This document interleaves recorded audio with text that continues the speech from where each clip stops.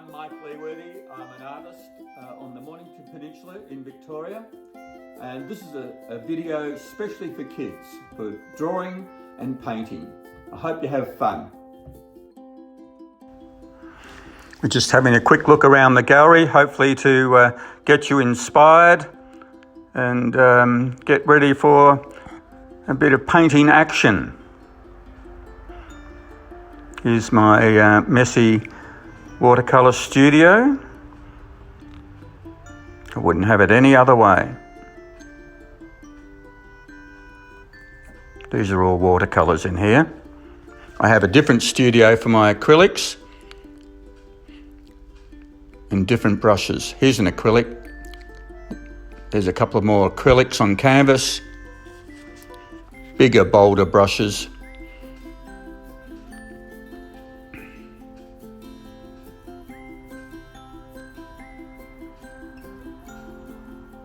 It's a place near Flinders.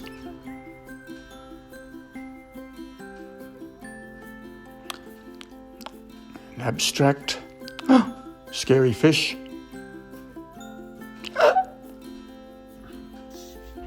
Here we go. We're going to just have a quick demo in perspective. This is using a vanishing point. So it's a 1 point perspective. So let's imagine this guy's standing on the edge of a pier. The pier is going out to the sea. That's the horizon. So the two sides of the pier, it could be a road, converge to that vanishing point. So there's a handrail that would also go to the vanishing point. So we just put in a few posts.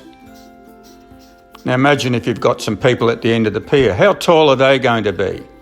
Well, if we take a line from the top of the man, from his head and his feet, all those people will be roundabout in there. So making allowances for little kids and taller people. But that's drawing in perspective.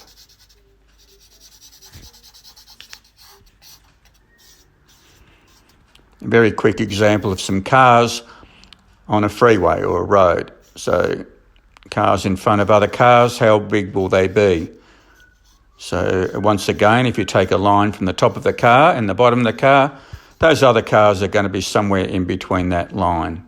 Hope that makes sense. Okay, there's the vanishing point. This again is a 1 point perspective because everything goes down to that 1 point. Here's some guys working on the fence and say the same thing. The line will go to the vanishing point and all those guys will be in there somewhere. This is a 2 point perspective. Have a look online for some more detailed exercises in 2 point perspective. So that's great if you're going to do a building or a house or many buildings. So there's obviously 2 point and 3 point perspective.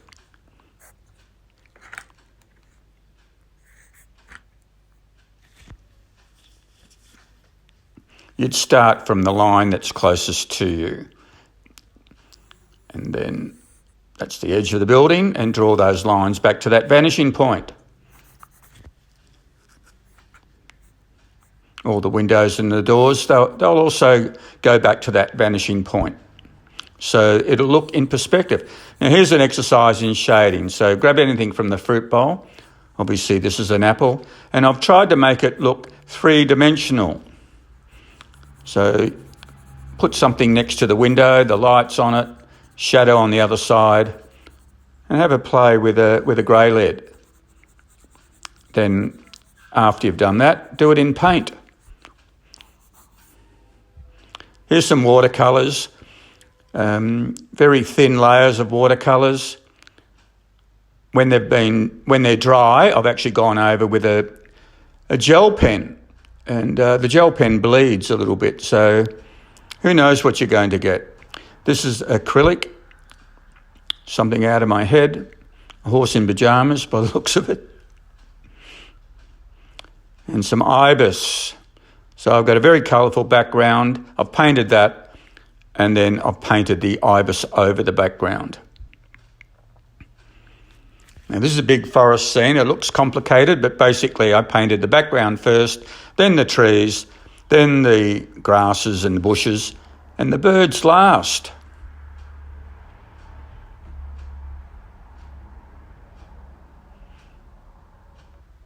And this is a crow driving a tractor. Why not? It's art. You can do whatever you like.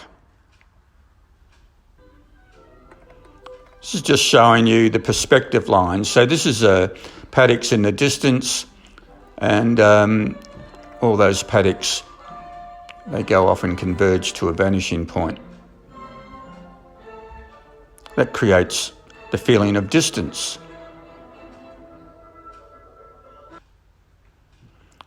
Obviously the cows in the background are smaller than the ones in the foreground.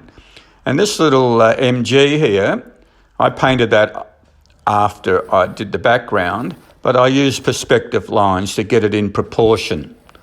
That's just a bit of chalk. That won't hurt the painting. It'll come off. So here I've just pulled a teddy bear out of the grandkids' toy box, and I'm just going to have a little play. The suggestion is you can draw anything, pots and pans out of the kitchen or something out of the toy box. It doesn't matter what you draw. So the teddy's sort of made up of lots of circles in a way. So this is a pretty rough sketch. I'm sure you could do a better one than me, but I'm just doing this as an exercise to show you.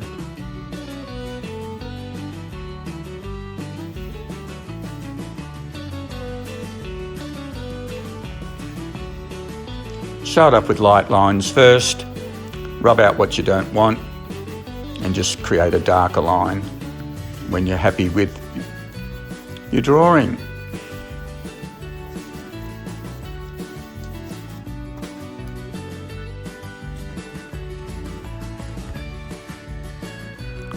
Just applying a wash of watercolour in approximately the same colours as our model.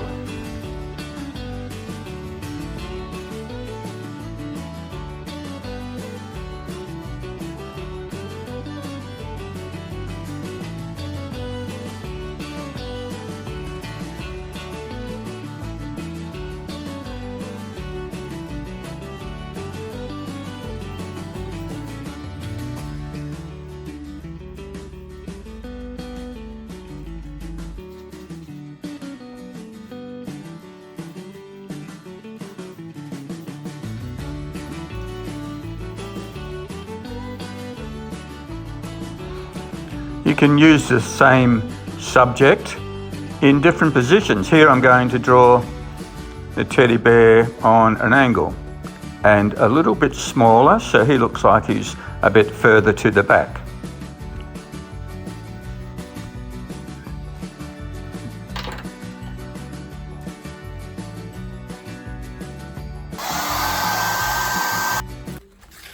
This drawing of a dragon that I'm using as a guide is not mine, so I'm changing it, but I'm just using it as a bit of reference.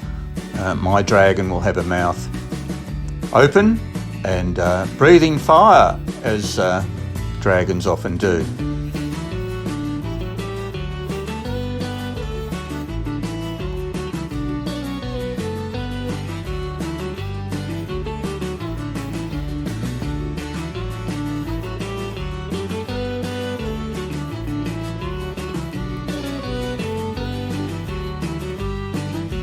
I gave our dragon the first wash, it's dried, and now I'm going over it for the second time with a second wash and highlighting certain features.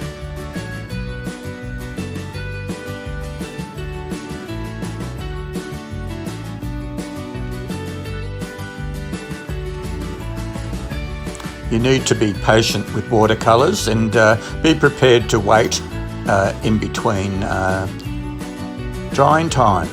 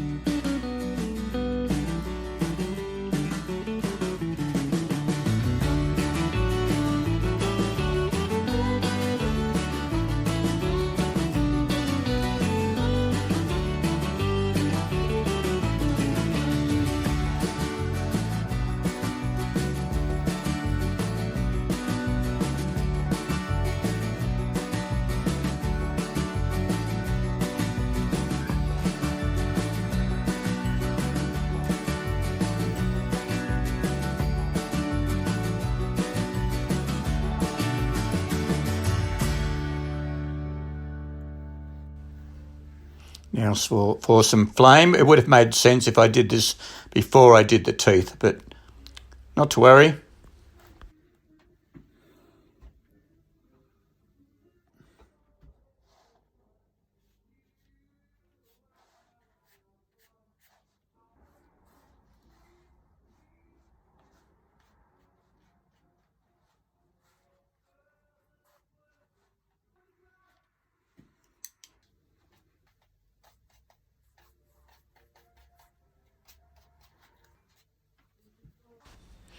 Just adding a stronger wash.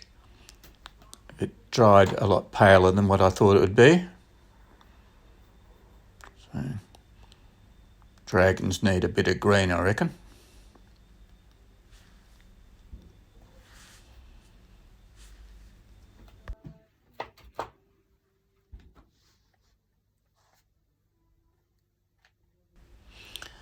Just about finished, I think. There we go.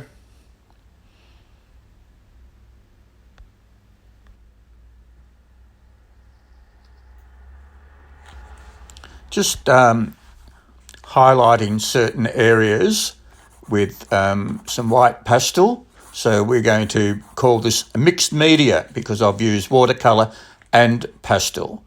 So I need to whiten that tooth and just highlighting a few little areas so to give it a more of a 3D look.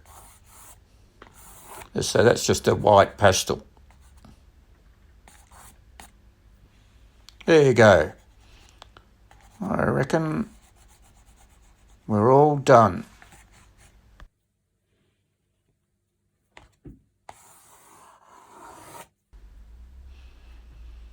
Thank you for watching.